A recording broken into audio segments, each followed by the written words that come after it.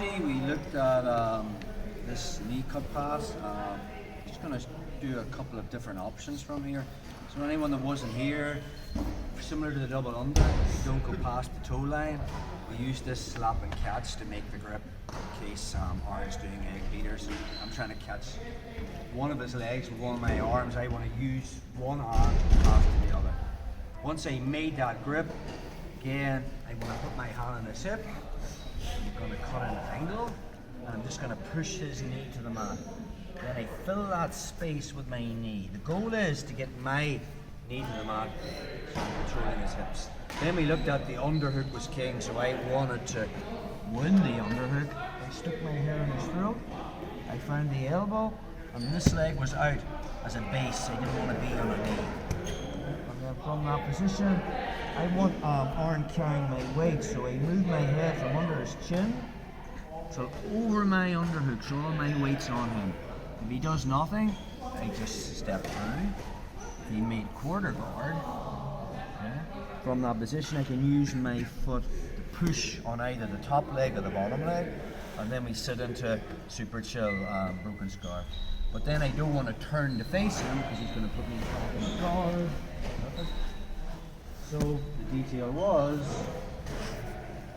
in earlier classes, I walk his knees facing the other way.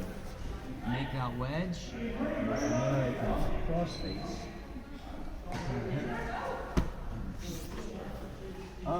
So obviously there's going to be reactions.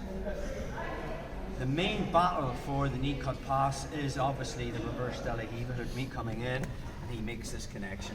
And we're into the whole 5 steps, remove connection and stuff.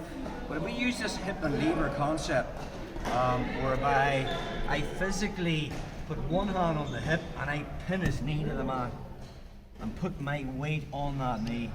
Very, very hard for Aaron to put that reverse Danaher hook in. Another thing I'm thinking about is, we talked about not stepping into the toe line, because then reverse Danaher is there. But I can step into the toe line when I pin his knee to the mat, if that makes sense. So again, another way of getting into this is Aaron's playing sit-up guard.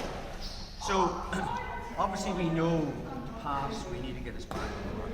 So I can level change, put his back in the mat. I never want to pick his ankles up bent over, because that means now he can make grips on me. So again, just think about this invisible wall between us, and it's at Aaron's toes. So I'm coming down. Again, group players, the minute I go to pick his feet up, he's going to be bringing he's either going to be moving back or hand fighting from here.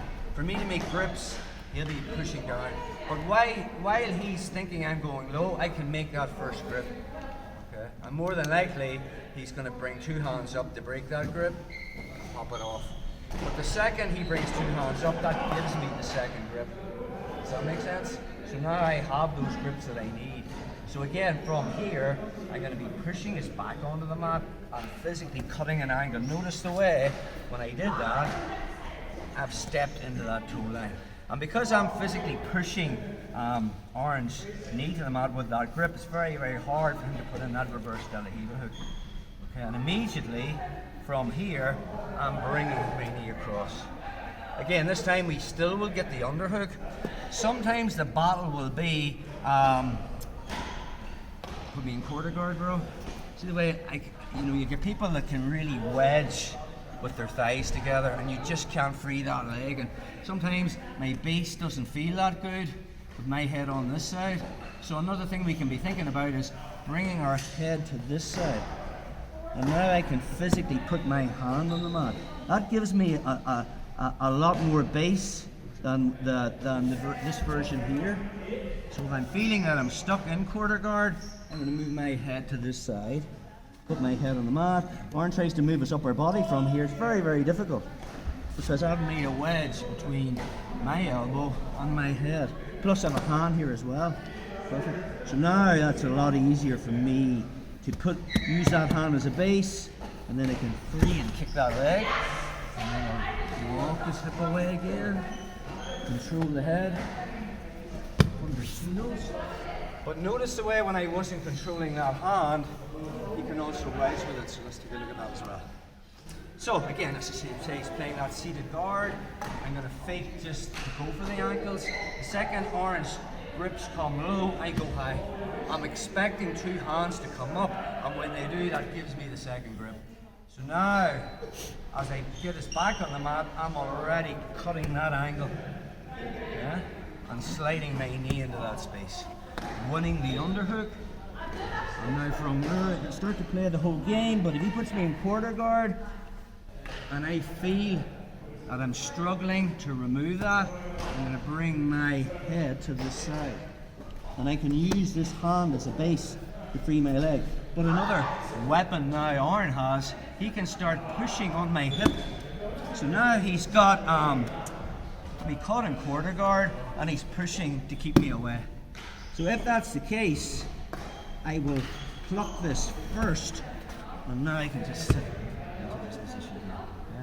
Once I have that, again, I don't want to putting me in the guard, so I'm walking back, turning his knee, winning the cross face, pillows. So again, so we do it from just this seated position. I'm going to pretend, if he doesn't react, I'll just put him straight into the position. If he does react, I make the grip. When he goes to break it, and now it needs to be my grip, I'm pushing, and I cut that angle, and I can go straight into my knee slice from here. He puts me in quarter guard. We talked about winning that underhook. We're looking at the next move, but I can't get that. My head's going in the throat. I can pluck it up, and when I want to initiate the pass, my head comes over. But if I'm really struggling, and it's putting me really in a heavy quarter guard, my head will come to this side, and my hand will come here. Now I have two battles, quarter guard and this hand. So from there, I use my head as a base. I can easily push that off. Another thing I can do, if I feel that I can't pluck this, I'm going to underhook it. Yeah, so if it's here, and I feel he's just pushing my hip up, I'm going to come underneath it. And now I'll walk forward into double damage. That makes sense. Immediately, turn his hip away.